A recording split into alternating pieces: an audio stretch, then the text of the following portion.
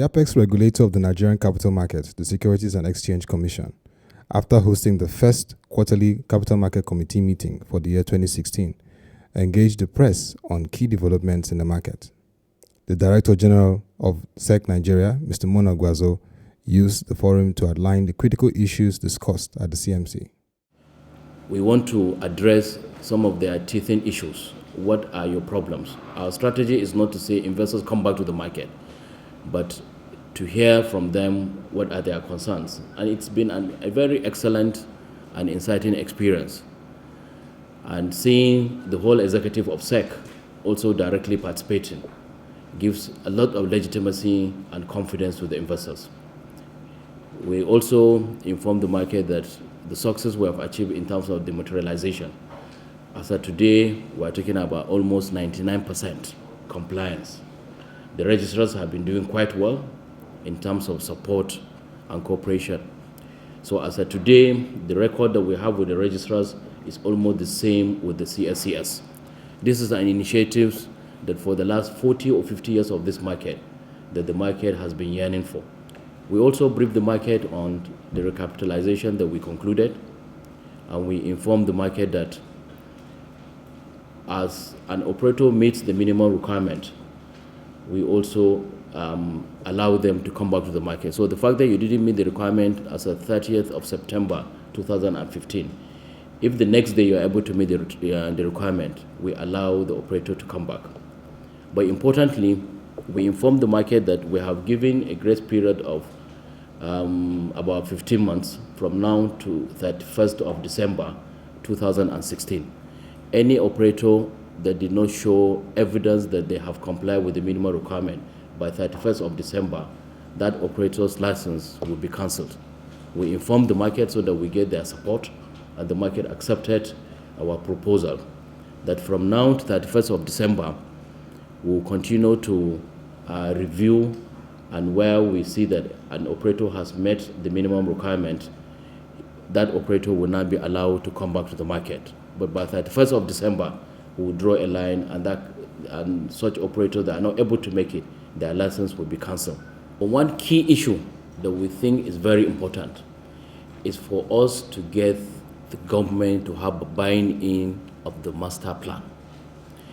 The technical committee of the master plan is currently working on a concept paper.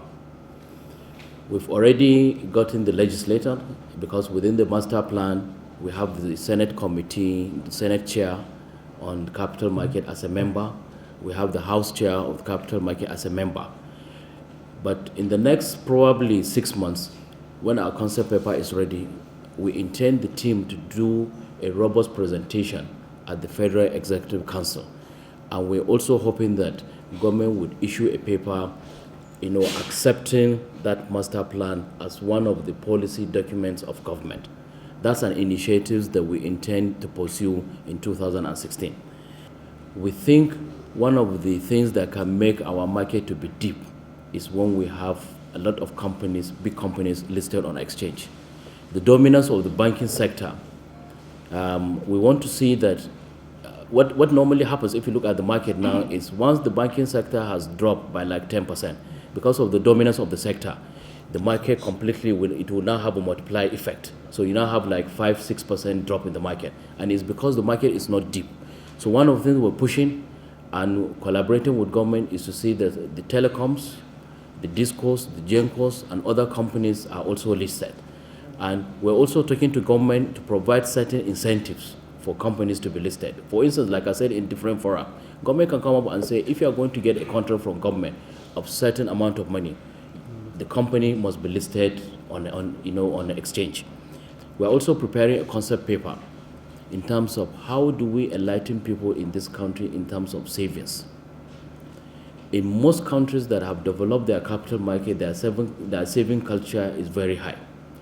Now, we know that you have to cover your consumptions before you save. But however little it is, we need to do that. And a committee is going to be set up to also work on the modalities on how we can have a savings culture in this country, imbibe in everybody. And it will be such that it would cascade to different levels. So if you are telling a student to save, you should be able to tell him if he saves, these are the things that he's going to benefit from. If you are telling somebody who is 60 years to save, you should be able to explain to him if he saves at that age, what are the benefits. So these are some of the things that we're going to do this year. The CAMIC, which is the council that provide advocacy for the capital market master plan, met some 2 months ago, and it's also going to meet next month. The whole idea is if there's a need to have an interface with people at the high level, then CAMIC will be able to do that. Mr. Guazo also gave capital market correspondents updates on the progress so far in the e-dividend registration. The statistics shows that there is progress that has been made. From January 2016, we only had 926 people that have registered for e-dividend. In February, the number has changed to 2,329. In March, we had 4,128. And in April, till date, we have 4,871. So within a period of 3 months, we have achieved over 4,000% increase. And it's because people are beginning to appreciate. But mind you, we have 3 million people registered as investors in Nigeria. And what we have now is just barely 4,871. So there's a need for a lot of public enlightenment for people to go and register. When you register, it's in your own interest.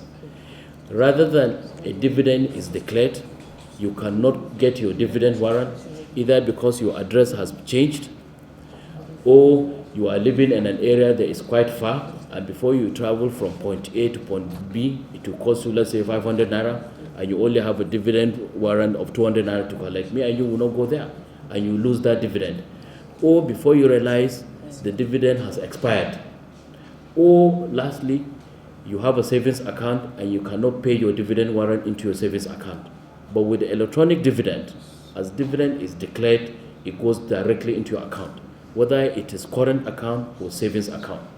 And our rules, SEC rules stipulates once a dividend is being declared and approved at AGM, within a particular period of time, that dividend ought to be paid. So registrars and other people cannot give any reasons. The issue of failure from the postal address or anywhere will not be a thing of the past.